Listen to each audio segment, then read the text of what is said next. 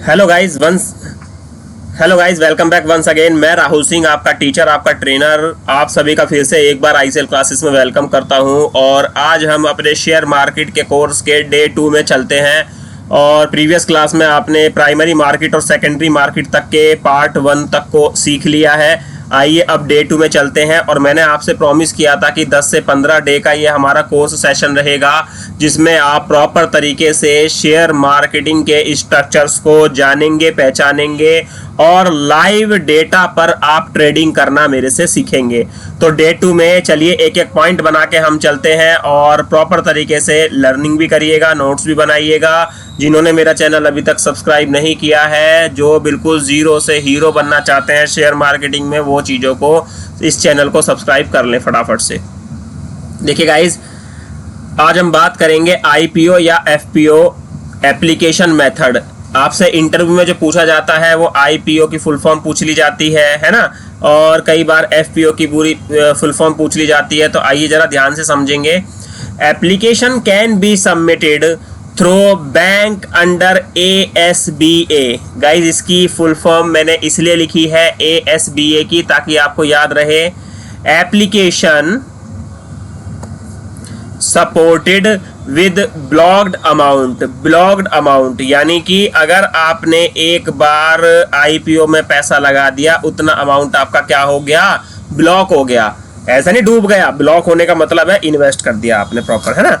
और through stock broker under UPI, किसी stock broker के थ्रू, UPI के मेथड के थ्रू आपने वो उसमें आईपीओ में पैसा लगा दिया। IPO under ASAB application supported with blocked amount or UPI application money is properly blocked by the bank and amount is debited in account only after allotment। ये ध्यान रखिएगा, राइट। जैसे ही आपको अलॉट हो जाएगा, जो भी इसके लॉट होते हैं, ये लॉट में चलता है मामला, है ना। तो जैसे ही आपको लॉट अलॉट हो जाते हैं, ये ऑटोमेटिकली क्या है, आपके अमाउंट से अमाउंट जो है वो डिडक्ट हो जाता है। चलिए आगे चलते हैं। नाउ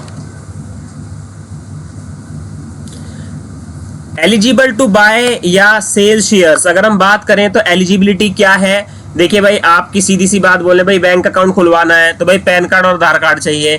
सेम इसी तरीके से अगर आपको शेयर्स बाय करने हैं और अगर आपको शेयर्स खरीदने हैं, बेचने हैं, तो उसके लिए सबसे पहले गाइज आपके पास वैलिड डीमैट अकाउंट होना चाहिए। दूसरी बात करें तो आपके पास पैन होना चाहिए, एड्रेस प्रूफ होना चाहिए और bank account is acquired to open demat account. ये बात ध्यान रखिएगा गाइज, है ना। और उसके बाद ट्रेडिंग या investment account with stock brokers to transfer in stock market.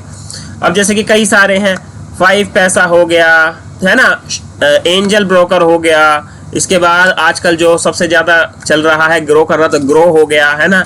तो इसके ज़रिए आप डीमैट अकाउंट भी ओपन कर लेते हैं। डीमैट अकाउंट ओपन करने के साथ साथ आप शेयर्स को बेचना और खरीदना और बेचना शुरू कर देते हैं। तो एलिजिबिलिटी आपको समझ में आई। हमें एक वैलिड डीमैट अकाउंट चाहिए। डीमैट अकाउंट ओपन करने के लिए पैन कार्ड, एड्रेस प्रूफ और बैंक अकाउंट की रिक्वायरमेंट है। आजकल ऑनलाइन डिजिटल है, कुछ भी फिजिकली आपको ओपन करने की जरूरत नहीं है। आगे चलते हैं। सेकंड पॉइंट हमारा एलिजिबिलिटी क्लियर हो गई। अब देखिएगा, बहुत इंपॉर्टेंट चीज यार, स्टॉक एक्सचेंज इन इंडिया। आपसे इंटरव्यू में कोई पूछता है कि भैया स्टॉक एक्सचेंज इन इंडिया क्या क्या है, तो आपको बोलना है there are mainly 2 stock exchange India. कौन कौन से? बॉम्बे स्टॉक एक्सचेंज, पहला जो है वो है हमारा बॉम्बे स्टॉक एक्सचेंज, जिसे आप शॉर्ट में BSE के नाम से जानते हैं। एंड जो सेकंड जो है वो है आपका national stock exchange of India, जिसे आप NSE के नाम से जानते हैं। देखिए, शॉर्ट फॉर्म, फुल फॉर्म दोनों आपको पता होनी चाहिए। तो पहले अगर हम बात करें यहाँ पर, तो पहला क्या है हमारा BSE, बॉम्बे स्टॉक एक्सचेंज।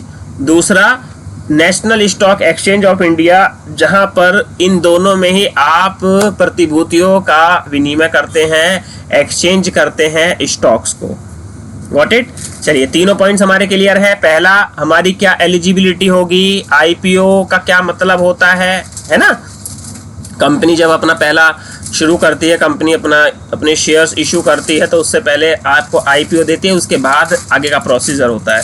और तीसरा पॉइंट है स्टॉक एक्सचेंज इन इंडिया। अब हम चलते हैं इसके बाद बहुत ज़्यादा मोस्ट इंपॉर्टेंट पॉइंट पर, प्रोडक्ट इन स्टॉक एक्सचेंज। आपको नॉर्मली आप देखते हैं बुक्स वगैरह में एक आध मिल जाता है, 2 मिल जाते हैं, यूट्यूब वगैरह की वीडियो पे 2-3 मिल जाएंगे आपको, है ना। तो सबसे पहले हम बात करेंगे प्रोडक्ट इन स्टॉक एक्सचेंज। तो पहला है स्टॉक शेयर्स, दूसरा एक्सचेंज ट्रेड फंड्स। क्या है? स्टॉक या शेयर्स, एक्सचेंज ट्रेड फंड्स। चलिए मैं अब यहां पर देखिएगा, ये लीजिए, भरमार है यार, बोल दिया ना जीरो से हीरो, तो मतलब जीरो से हीरो, बेसिक बिल्कुल सीख रहे हो। कॉर्पोरेट बॉन्ड्स, गवर्नमेंट सिक्योरिटीज जिसे आप जी सैक के नाम से जानते हैं, जी सैस के नाम से जानते हैं, गोल्ड ETFs हैं आपके, ये क्या कहते हैं, सोवरिजन गोल्ड बॉन्ड्स हैं, करेंसीज हैं, इंडिक्सिस हैं, ये सारे के सारे जो है ये सब ऑलरेडी आपके पास प्रोडक्ट्स अवेलेबल हैं स्टॉक एक्सचेंज में, राइट। तो सिर्फ शेयर्स पे, स्टॉक पे नहीं रहना है, इन सब चीज़ों पे आपको काम करना है। ये 8 पॉइंट है, इनको याद करिए बढ़िया तरीके से। चलिए आगे चलते हैं। नाउ अब मैं आपको कुछ चीज़ों से समझाऊंगा प्रॉपर तरीके से। देखिए मार्केट इंडेक्स के बारे में थोड़ा सा हम चर्चा करते हैं। Market index is the indicator of performance of group of stocks. BSE Bombay stock exchange की जब आप जाएंगे इंडिस पर, तो वहां आप देखेंगे सेंसेक्स आपको मिलेगा, आपको बॉम्बे स्टॉक एक्सचेंज, आपको consumer discretionary goods and services मिलेंगी। BSE आपको बेसिक मटेरियल्स आपको वहां पर मिलेंगे। BSE लार्ज कैप आपको वहां पर देखने को मिलेगा। BSE ऑल कैप वहां पर आपको देखने को मिलेगा।